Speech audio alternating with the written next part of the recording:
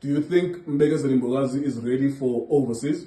Yes, I think the boy is ready for overseas. From a psychological perspective, the boy never hides in big games. He always shows up. He's got a very tough mentality, leading Orlando Pirates at 19 years of age, wins his duels. From a tactical perspective, the boy is technically very good, can find armor balls that break lines. He can find a 5-meter pass. He's got a variation of passes. He can find deeper balls. He can shoot from distance. He can score. He can rise defensively. He wins his 1v1 duels. He can defend collectively. He can defend individually. From a technical perspective, the boy is exceptional in terms of armor basics. He can pass both left and right in terms of aerial threat, in terms of awareness, in terms of anticipation. So the boy, for me, in terms of complete, he's a complete player.